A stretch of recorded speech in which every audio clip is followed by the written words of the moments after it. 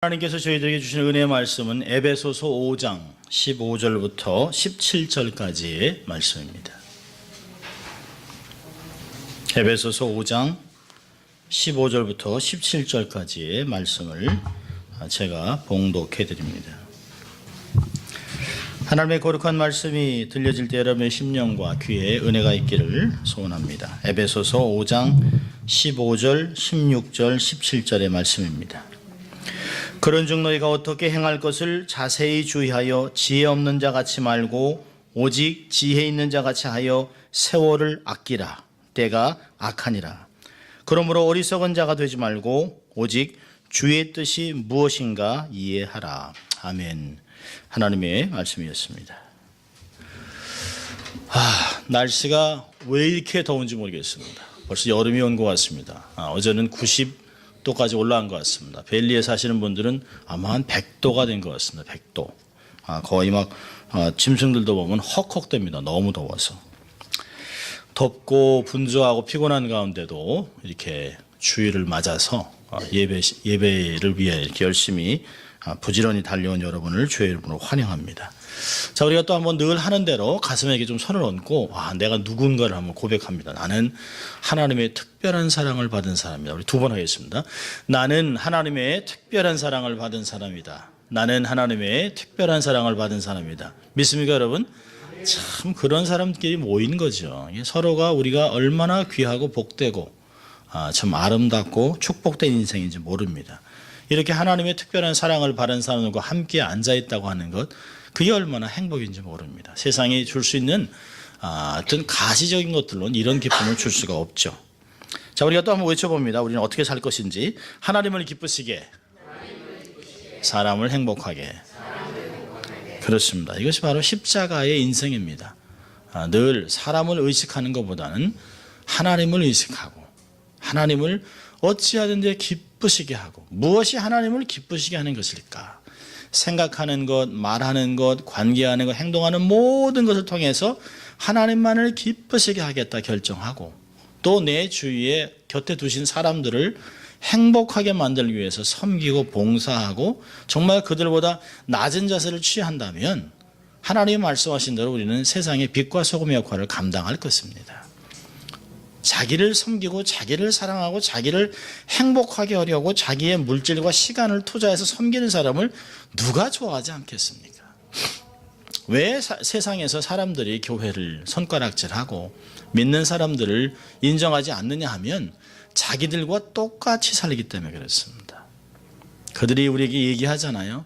당신들은 그래도 내세가 있지 않느냐, 하나님을 섬기지 않느냐, 하나님의 사랑으로 삶을 살아가는 사람 아니냐, 우리랑 같으면 어떻게 하냐라고 그들은 고백하는 것입니다.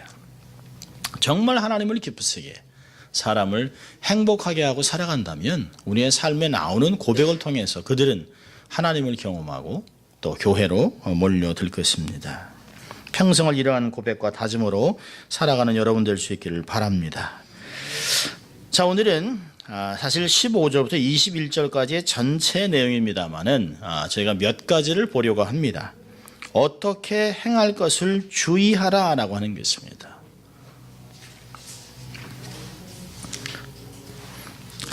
우리는 가끔 그런 말 하죠. 조심하세요. 길 조심하세요. 차 조심하세요. Be careful, please. 사실 이 말처럼 우리에게 정겨운 말이 없습니다. 서로에게 위로와 격려가 되죠. 길 떠나는 남편에게 조심하세요. 잘 다녀오세요. 또 제 아들이 보면 학교를 갈 때 이제 아침을 먹고 이제 학교를 가려고 하면 제 아내와 제가 이렇게 아들에게 손을 얹고 기도합니다. 하나님께서 은혜 주시고 복 주셔서 오늘도 하나님의 영광 위에 살아가는 아들 될 수 있도록 도와주십시오. 그렇게 기도하고 떠납니다. 그러면 늘 우리가 하는 얘기가 있어요. 길 조심해라. 차 조심해라. 늘 조심해라. 그러면 그 말이 사실 부모의 마음은 진짜 그걸 의미하는 거거든요. 조심해라. 다치면 안 된다. 너는 너무 귀하다. 근데 오케이 하고 그냥 건성으로 듣고 갑니다. 그리고 집을 나면서 바로 셀폰을 꺼내서 꽂고 여기다 하고서 음악을 들으면서 갑니다. 그러면 그 아들이 나가고서 이제 층계를 쭉 내려가서 길을 가면 제 아내와 함께 가끔 이렇게 베란다에서 내다봅니다. 4층에서. 저 녀석이 정말 조심해서 가나. 근데 이렇게 보면 이게 지금 길을 건너야 되는데 길을 건너면서도 이거 보고 듣고 합니다. 자동차 오는 소리도 안 나고 그럴 텐데 정말 조심해라. 차 사고 나지 않도록 조심해라. 참 안타깝습니다. 제가 자전거를 타고 다니기 때문에 제 아내가 조심하라고 얘기합니다. 제가 자전거 타고 다니면서 제일 위험하게 느끼는 사람은 오른쪽을 보지 않고 전화를 쓰고 있는 아줌마 부대들입니다. 아줌마 부대들. 이쪽은 봐요. 근데 이쪽을 안 봐요. 이쪽을. 그리고 약간 붙이는 겁니다. 정말 조심하려고 애를 쓰는데도 위험을 이렇게 감수하게 됩니다. 평상시 같이 자전거를 타고 운전을 하다가 보면 잠깐 부주의로 사고가 나는 것을 보기도 하고 잠깐 눈을 잠깐 돌린 것인데 어려움을 당하는 것들을 보게 됩니다. 주위의 친구들과 형제들에게 이제 나이가 됐으니까 건강도 잘 관리하고 조심해서 살아가고 남은 시간을 좀 정말 열심히 살아가자 라고 얘기를 합니다. 지혜롭게 관리하라고 얘기를 하면서도 우리는 스스로 어리석게 삶을 살면서 우리의 육신에 적신호가 뜹니다. 빨간불이 켜집니다. 지난 금요일 날 제 바로 밑에 동생이 몸에 이상이 왔는데도 불구하고 그냥 하루를 그냥 일을 나갔다 왔습니다. 그러다가 풍이 온 것을 깨달았어요. 그래서 오른쪽 입이 마비가 오고 손으로 글을 쓸 수 없는, 그리고 몸도 균형을 잡을 수 없는, 그래서 앞으로 얼마나 오랜 동안을 스피치 테라피를 해야 될지 모릅니다. 그러니까 마이너 스트로크가 온 거죠. 사실 마이너 스트로크가 온 것을 알고 빨리 대처를 했다면, 이 골든타임이라는 게 있잖아요. 3시간 안에 병원에 들어가면 바로 조사를 해서 어디가 막힌 것을 발견할 수 있습니다. 그런데 제 동생은 36시간을 방치를 했습니다. 방치를 하면서 몸에 마비가 와버렸습니다. 말을 어눌하게 하고 그런 어려움을 겪습니다. 병원에 지금 입원해 있습니다. 마음이 얼마나 무척 아픈지 모릅니다. 그럼 조심하세요 라고 하는 말은 참 너무 중요한 것입니다. 여러분, 알고 있다고 하는 것으로 충분하지 않습니다. 우리가 어떻게 해야 건강한지, 무엇을 먹어야 콜레스테롤이 쌓이지 않는지, 무엇을 먹어야 혈압에 좋은지, 소금을 왜 먹지 말아야 되는지 이것들 다 압니다. 그런데 우리는 머리는 알지만 우리는 입이 하자는 대로 하죠. 먹고 즐기고, 먹는 재미가 없으면 어떻게 사냐. 그 재미로 우리의 삶은 무너져 내릴 때가 있습니다. 아는 것만으로는 충분하지 않습니다. 우리가 아는 지식을 삶에 옮길 때, 그때서 진정한 힘이 되는 것입니다. 여러분, 바울은 우리가 계속 보고 있습니다만 5장에서 초두에 5장 1절과 2절에 이렇게 얘기합니다. 그러므로 사랑을 입은 자녀같이 너희는 하나님을 본받는 자가 되고 그리스도께서 너희를 사랑하신 것 같이 너희도 사랑 가운데 행하라.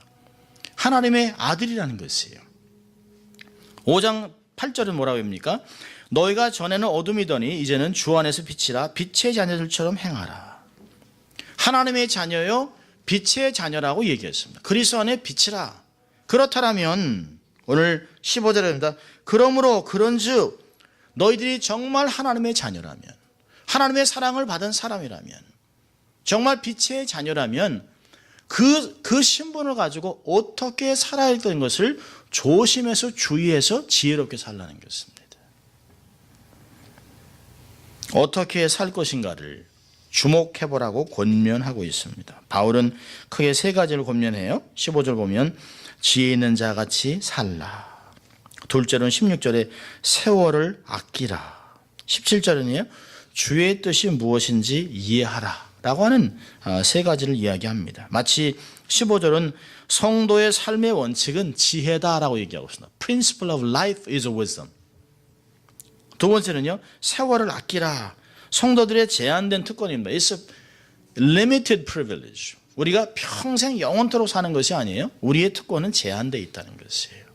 이런 삶을 살기 위해서 주의 뜻이 뭐냐, 하나님의 우리의 삶에 두신 목적은 뭐냐를 이해하라고 하는 것입니다. 오늘은 2개만을 보려고 합니다.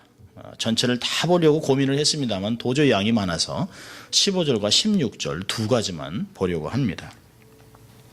자, 첫째로 보면 1절에 첫 번째로 15절에 지혜롭게 행하라는 것이에요. 그런즉 너희가 어떻게 행할 것을 자세히 주의하여 지혜 없는 자 같이 하지 말고 오직 지혜 있는 자 같이 하라는 것입니다.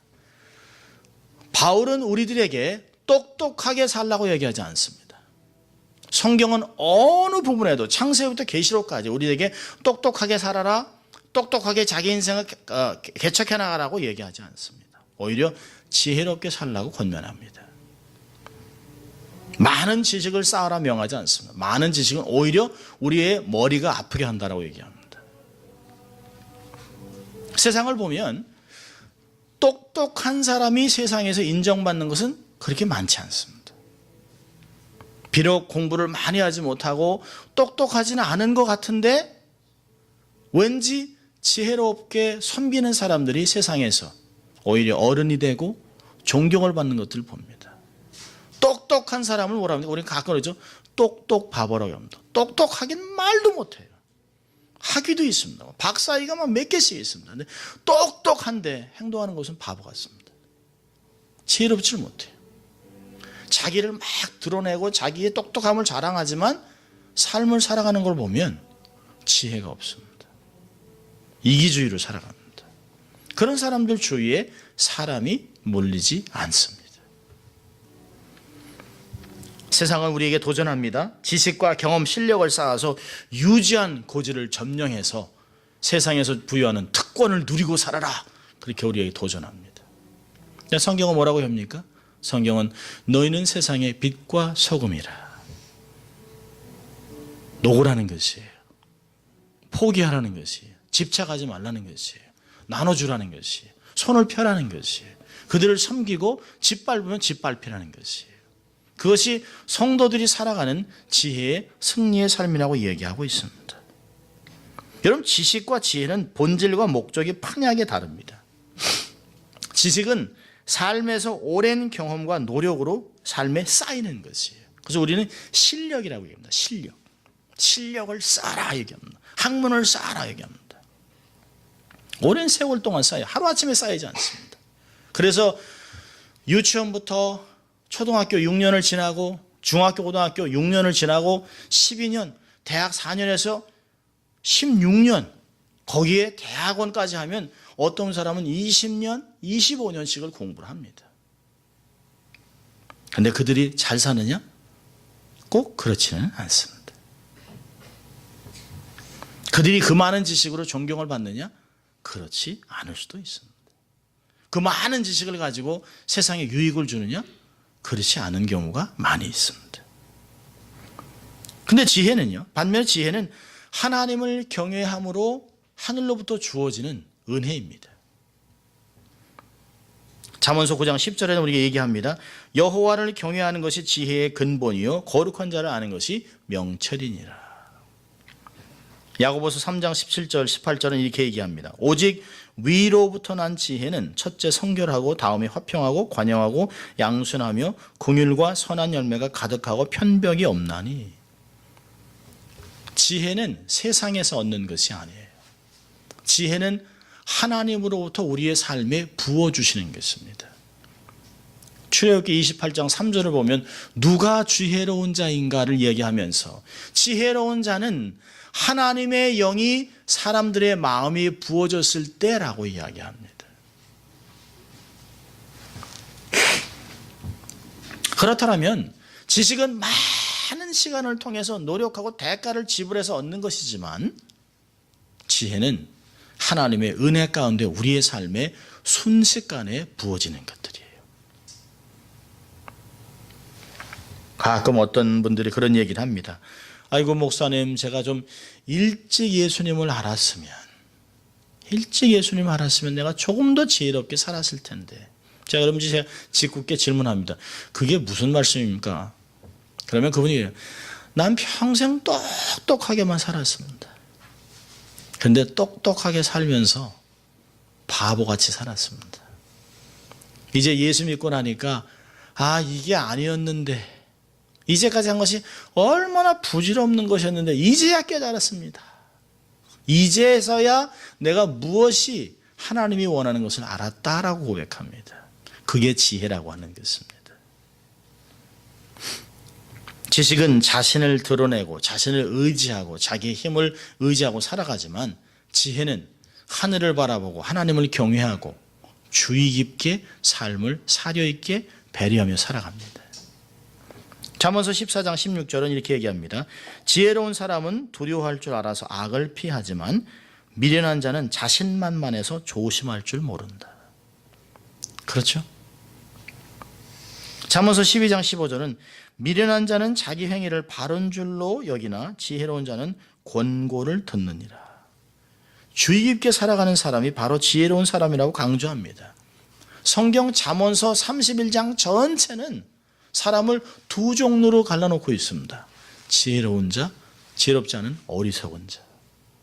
지혜로운 자를 하나님을 경외하는 자라고 얘기합니다. 어리석은 자는 그 마음에 하나님이 없다라고 살아가는 사람이라고 이야기합니다.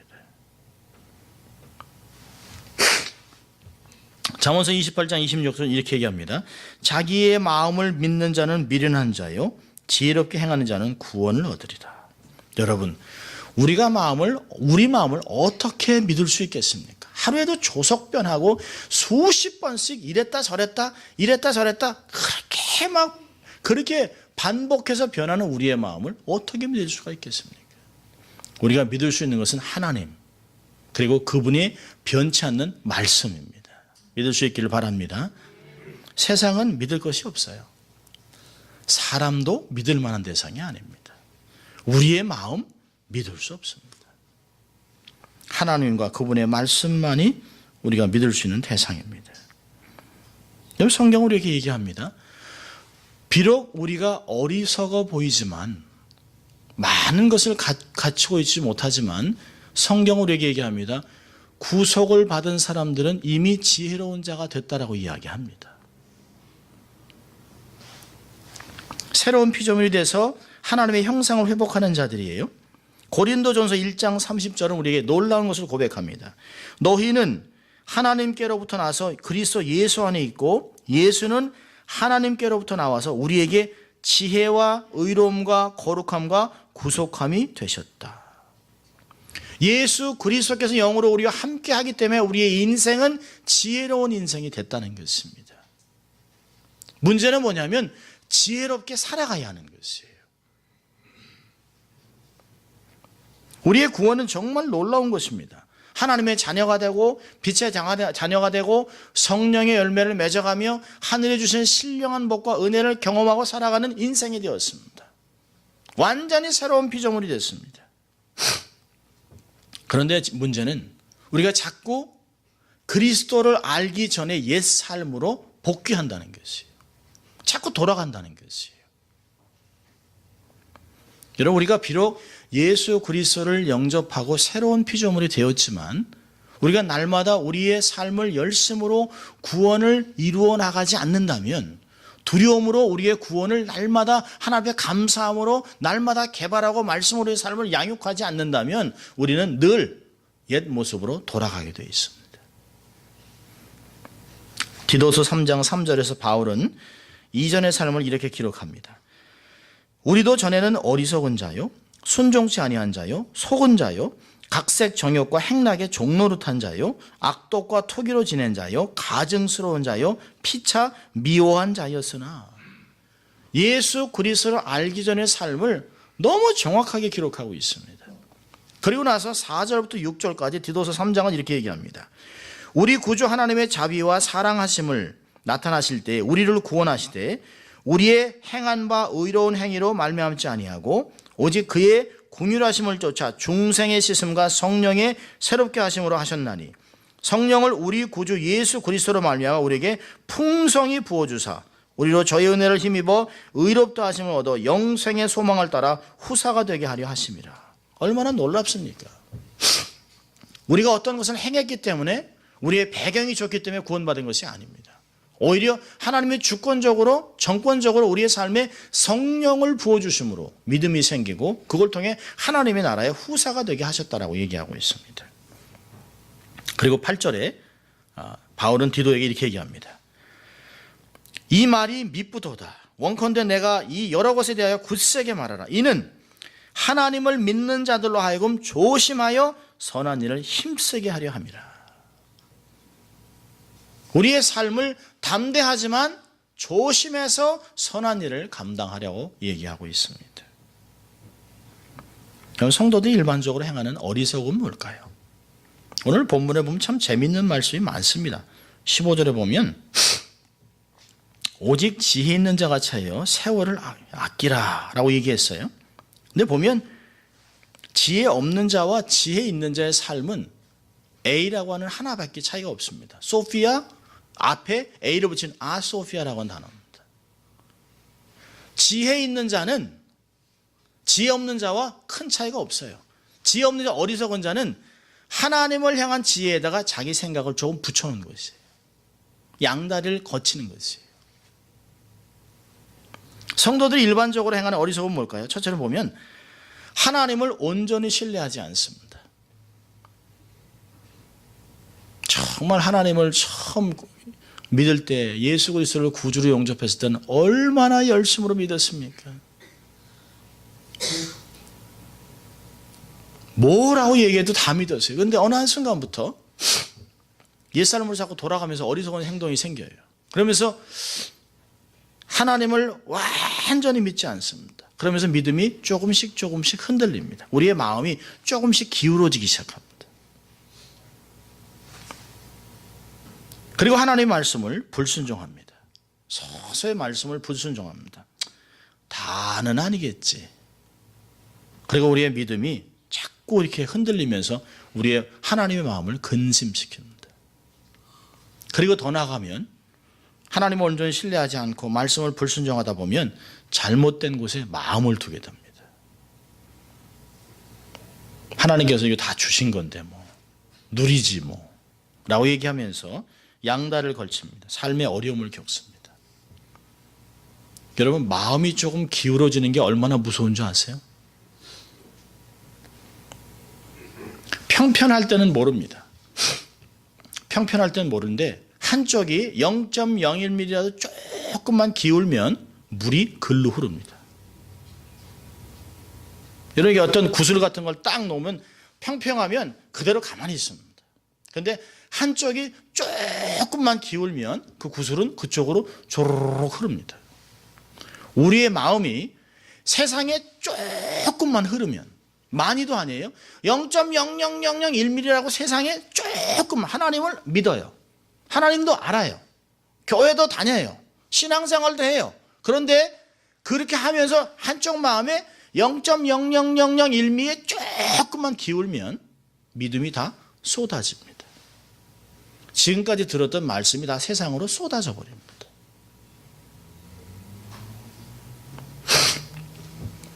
지혜라고 하는 것은, 어리석음이라는 것은 지혜에 세상 것에 조금 기우는 것이에요. 지혜에 세상 것이 조금 더해지면 그것이 어리석음으로 변하는 것이에요. 자기 힘으로 살아가려고 하면 마음에 어리석음이 싹 틉니다. 결국엔 믿음도 약해지고 경건이 무너지고 세상을 이길 수가 없어요. 여러분 세상의 힘으로 세상을 어떻게 이깁니까? 그건 하나님의 방법이 아닙니다. 여러분 세상은 자기의 것으로 굉장히 강합니다. 거짓, 음란, 불순종, 세상에 있는 모든 힘을 다 갖고 있습니다. 그런 세상을 우리가 어떻게 세상의 힘으로 이길 수 있겠습니까? 세상은 그렇게 이기는 것이 아니에요.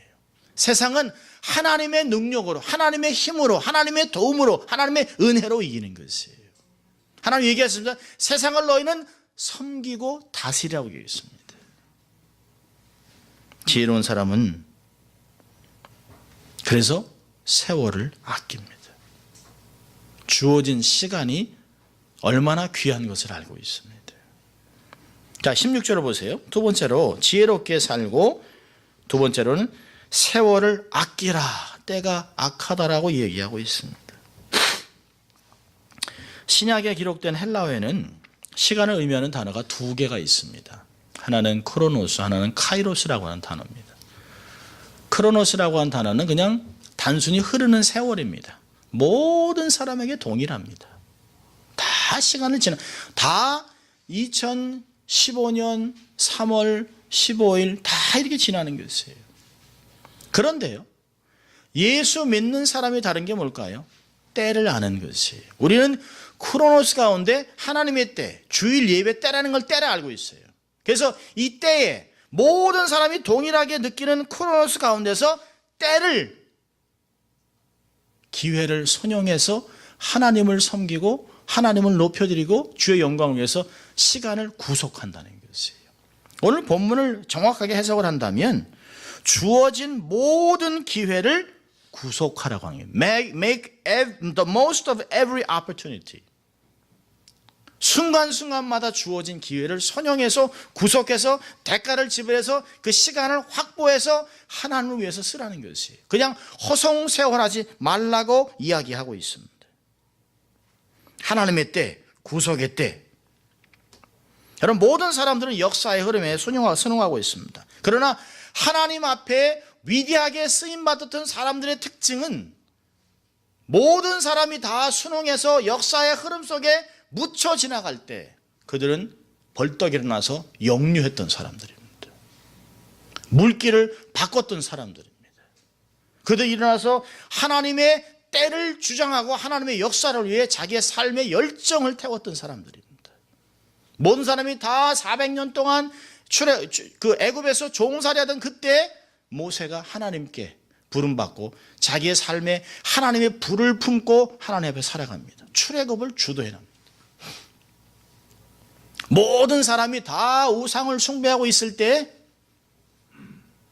한 사람의 엘리야가 나타나서 850명의 우상을 섬기는 제사장들과 예배 전쟁을 통해서 하늘에서 불이 내리게 합니다.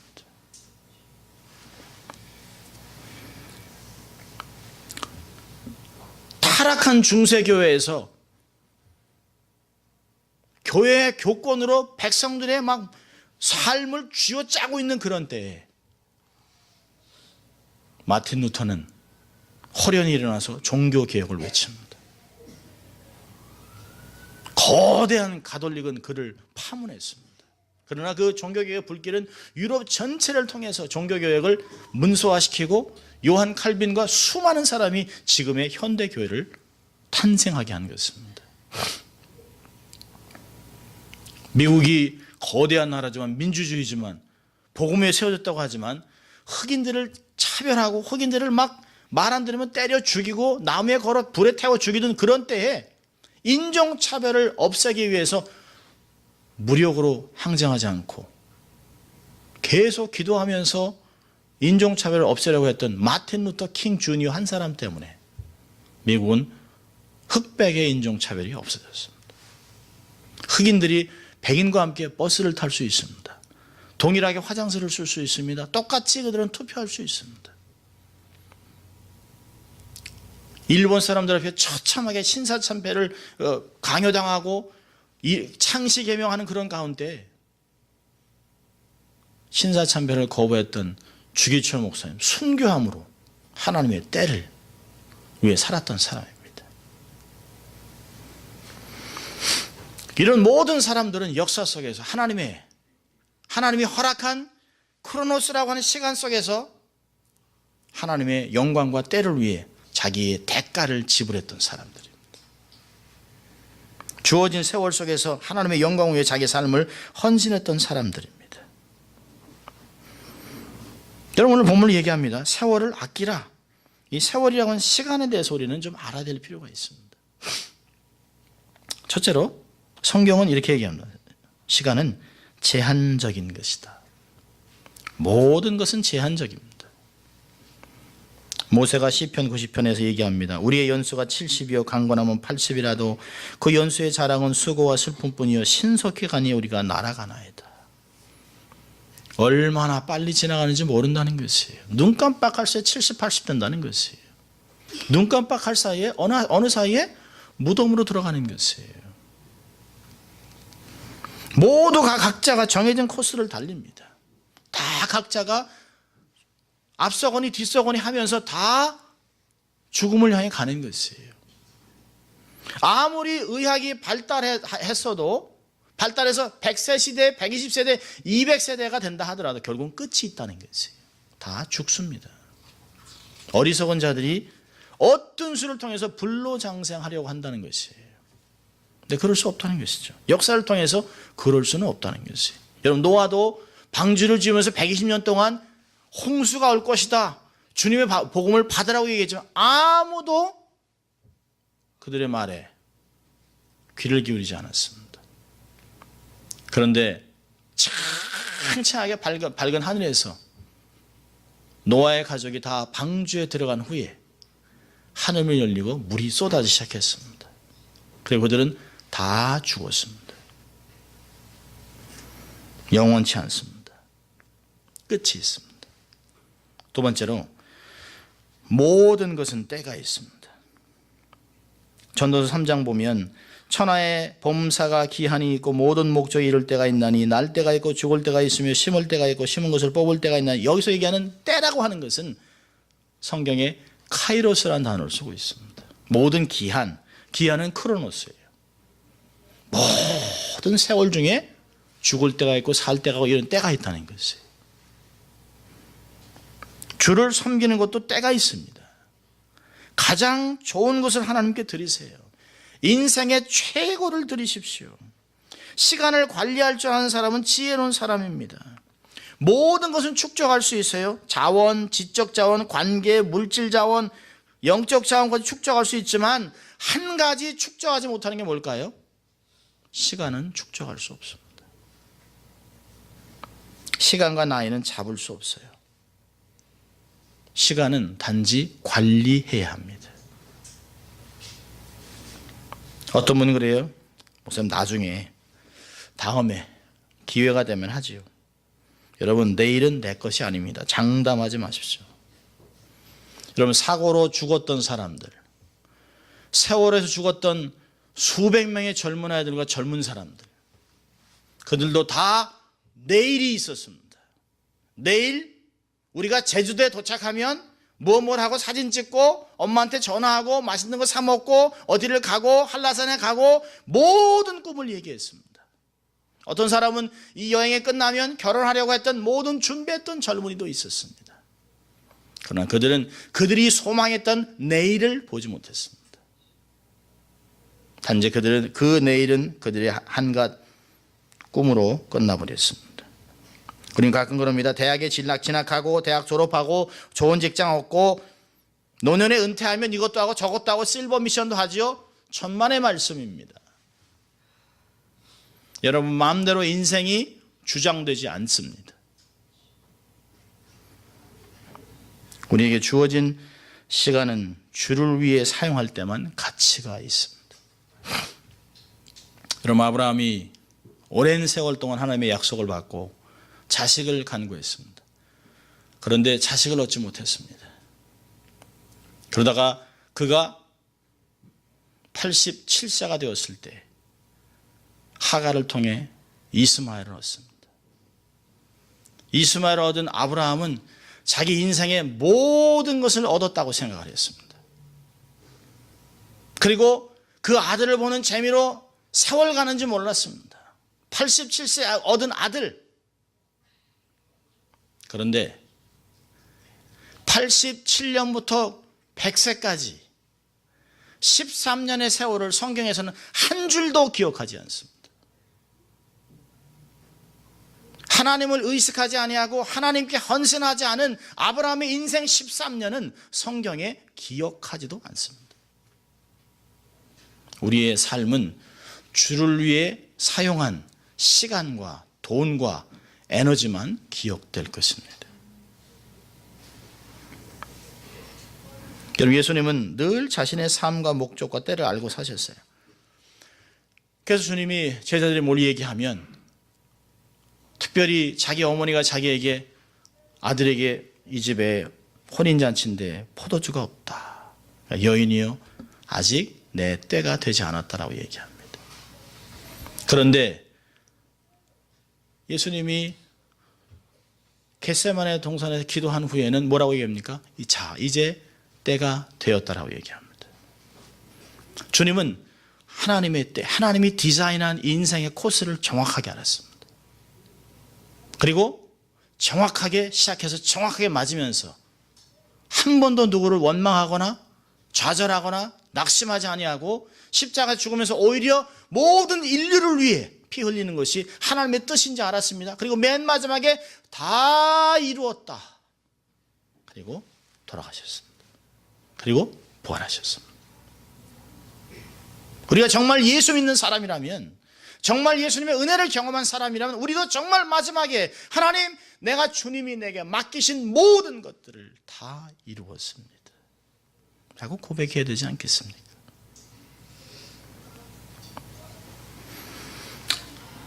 바울은 에베소 교회 장로들에게 이렇게 고백을 했습니다. 사도행전 20장 24절에 나의 달려갈 길과 주 예수께 받은 사명 곧 하나님의 은혜의 복음 증거하는 일을 마치려 하면은 나의 생명을 조금도 귀한 것으로 여기지 않는다. 그리고 사도행전 20장에 에베소 교회 장로들에게 얘기하면 내가 간 후에 이리가 나타나서 성도들을 어렵게 할 것이다. 너희들이 목숨을 걸고 교회를 지키라고 얘기합니다. 장로들이 되었다라면 교회에 너희들의 삶을 다 내려놓고 양무리를 지키라고 얘기했습니다. 그 눈물로 그들과 함께 기도하고 그는 자기 길을 갑니다. 그리고 디모데후서 4장 7절에 그는 고백을 합니다. 내가 선한 싸움을 싸우고 나의 달려갈 길을 마치고 믿음을 지켰다. 자기의 인생 코스를 알고 달렸다는 것이에요. 여러분, 모든 것은 때가 있습니다. 헌신도 때가 있습니다. 세 번째로 시간 얘기합니다. 오늘 보면 세월을 아끼라 때가 악하다. 때가 악합니다. 때는 제한적이고 모든 것은 때가 있고 세 번째 때는 악합니다. 여러분, 문명이 발달하고 편해졌다고 세월이 나아졌습니까? 아닙니다. 절대로 오해하지 마십시오. 세월은 갈수록 악해집니다. 어느 한순간부터 우리 아버님 세대 때는 부끄러웠던 것이 이제는 너무 아주 버젓이 드러납니다. TV에서 보지 못하던 것이 이제는 세상에 대낮에 막 행하고 있습니다. 동성애 대낮에 버젓이 자랑하고 다니고 있습니다. 내가 동성애입니다. 커밍아웃을 하고 있습니다. 부끄러움이라는 것이 없습니다. 갈수록 잔인해집니다. 사람을 죽이는 거 보세요. 갈수록 잔인합니다. 20불, 25불 하나 때문에 사람을 죽입니다. 잠바 하나를 뺏기 위해서 등에 칼을 꽂아 죽였던 것이 한인타운에서 일어났습니다. 불법이 상행합니다. 음란합니다. 더러운 문화가 홍수같이 몰려옵니다. 우리를 가만두지 않습니다. 오감을 자극하는 것이 인터넷과 TV 통해서 우리의 삶의 빌보드 통해서 우리의 눈에 가득합니다. 세상은 영적인 지뢰밭과 같습니다. 사단은 성도들을 넘어뜨리고 믿음의 손상을 입히려고 우리의 일상생활에 수없이 많은 지뢰와 함정을 덫으로 만들어놨습니다. 그리고 우리의 약점을 너무 잘 알기 때문에 어떤 덫을 사용할지를 잘 알고 있습니다. 주님은 일찍 권고하셨습니다. 생명으로 인도하는 문은 좁고 길이 협착하여 찾는 이가 적다. 많은 사람이 가는 편안한 길을 택하지 말라는 것이에요. 협착하지만 생명을 이루는 그 길 조심해서 좌로나 우로나 치우치지 아니하고 마치 신앙생활은 살아남을 걷는 것 같아요. 신앙생활은 외주를 타는 것 같습니다. 조금만 오른쪽 왼쪽으로 기울면 순식간에 인생이 파산합니다. 베드로가 권면했습니다. 근신하라 깨어라 너희 대적 마귀가 우는 사자와 같이 두루 다니며 삼킬 자를 찾고 있다.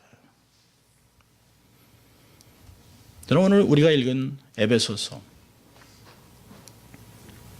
바울이 에베소 성도들에게 얘기했습니다. 그런즉 너희가 자세히 주의하여 어리석은 데가 되지 말고 지혜롭게 행하여 세월을 아끼라. 때가 악하니라. 그러므로 하나님의 뜻이 무엇인지 알고 이해하라 그랬습니다. 이렇게 권면했습니다. 권면한 지 100년도 안 됐어요. 로마는 에베소 교회 성도들을 핍박하기 시작했습니다. 그들을 사자의 밥으로 던지고 그를 처참하게 그들을 산채로 화형해서 불에 태워 죽이고 짐승들이 찢어 죽이게 하는 그런 역사들이 있었습니다. 이 사도 바울이 쓴 편지 에베소서가 쓴 지 몇십 년이 안 된 후에 예수님은 사도 요한을 통해서 에베소 교회에게 권면을 합니다. 계시록 2장 1절부터 5절까지 보면 권면하죠. 너희들이 첫사랑을 잊어버렸다. 너희들이 첫사랑을 회복하지 않으면 내가 촛대를 너희로부터 옮기겠다라고 얘기했습니다. 그런데 그렇게 됐습니다. 2세기경에 에베소 교회는 완전히 역사 속에서 사라져버립니다. 더 이상 에베소 교회는 찾을 수 없습니다. 2세기부터 지금까지 2015년까지 지금 현재까지 에베소 교회는 없습니다. 사도 바울의 권면에 귀를 기울이지 않았습니다. 사도 요한을 통해서 주신 주님의 권고, 성령이 말씀하시는 것을 너희는 들으라 얘기했습니다. 너희들이 첫사랑을 회복하지 않으면 이 촛대를 옮기겠다고 한 주님의 경고를 그들은 받아들이지 않았습니다. 그리고 그들은 역사 속에서 사라졌습니다.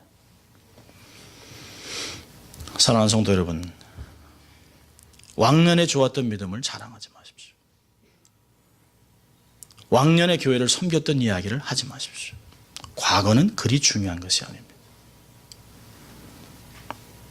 왕년의 교회를 어떻게 섬겼고 내가 무엇을 했고 어떤 직분을 살은 것, 그거 중요하지 않습니다. 지금이 중요한 것입니다. 목사님, 제가 좀 더 나아지면, 제가 상황이 좀 나아지면, 내가 좀 이렇게 한 후에 아이들을 좀 다 보내고 아이들 다 시집장가 보내고 하지요. 미래는 여러분의 것이 아닙니다. 확신하지 마십시오. 지금이 가장 중요합니다. 세계상에서 중요한 세 가지 금이 있잖아요. 하나는 황금, 하나는 소금, 또 하나는 지금. 뭐가 제일 중요할까요? 지금이 제일 중요합니다. 이 말을 듣고 어떤 사람이 아내에게 바로 텍스트를 보냈습니다. 여보, 목사님 왜 이러시는데 황금, 소금, 지금 중에서 지금이 제일 중요하대. 보냈습니다. 금방 아내가 답이 왔습니다. 그러자 아내가 이렇게 했습니다. 현금, 지금, 입금.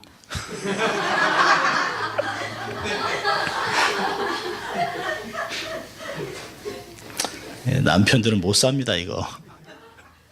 아내들을 따를 수가 없어요. 말로는 이길 수가 없어요, 이길 수가. 여러분, 지금이 너무 중요한 것이에요, 지금. Right now counts forever. 지금도 수고하고 애를 쓰고 애를 쓰지 않으면 우리의 믿음이 앞으로 나아질 것이라 장담하면 안 돼요. 정말 뼈를 깎는 노력을 하고 애쓰고 수고하고 헌신을 해도, 여러분 우리 자녀들 보면 그렇잖아요. 정말 우리의 자녀들이 우리같이 살았으면 하고 하는 마음들이 얼마나 많은지 몰라요. 하나님의 자녀로, 빛의 자녀로 어떻게 살아가야 할까요? 성경은 지혜롭게 행하라 얘기합니다. 지혜롭게 행한다고 하는 것은 첫째로 하나님을 경외하는 것이에요. 그리고 하나님을 경외함으로 지혜를 소유하고 살아가는 것이에요. 그건 뭘까요? 매 순간 하나님을 의식하고 사는 것입니다. 전지전능 하신 하나님께서 우리의 삶에 성령으로 함께 하셔서 시시때때로 가르치고 깨닫게 하시고 분별하고 바른 판단을 내리게 하시는 그 하나님, 그 하나님을 의식하고 살아가는 것입니다. 두 번째로는 세월을 아끼는 것입니다. 세월을 확보하십시오. 주를 위해. 이 순간 주를 위해 무엇을 해야 될 것을 결정하고 주를 위해 불현듯 일어나십시오. 그 주를 위해 성령의 불을 품고 하루를 살아가십시오. 한 주를 살아가면서 내가 하나님을 위해 이런 일을 하겠다. 그리고 행하십시오. 역류하십시오. 세상에서 막 흘러가는 그런 썩은 탕류 속에서 함께 가지 마시고 서서 역류하세요. 거룩한 곳으로, 깨끗한 곳으로 하나님의 영광을 위해 살아가십시오. 많은 사람이 여러분을 질타해도 괜찮습니다. 하나님이 여러분과 함께하면 여러분은 다수입니다. 이길 수 있습니다. 한 주간을 지혜롭게 살아가는 여러분 될 수 있기를 주의 이름으로 축원합니다. 기도하겠습니다. 하나님 아버지 감사합니다. 오늘도 하나님 저희들을 예배자로 초청하시고 말씀으로 도전하시고 격려하시고 깨닫게 하신 주님 감사합니다. 이 마지막 때를 살아가며 주의 재림을 준비하면서 어떻게 행할 것을 주의하게 하시고 하나님 세월이 악함으로 세월을 아끼고 지혜로운 자가 되어 하나님의 영광 위에 살아가는 저희들 될 수 있도록 주님 축복하여 주시옵소서.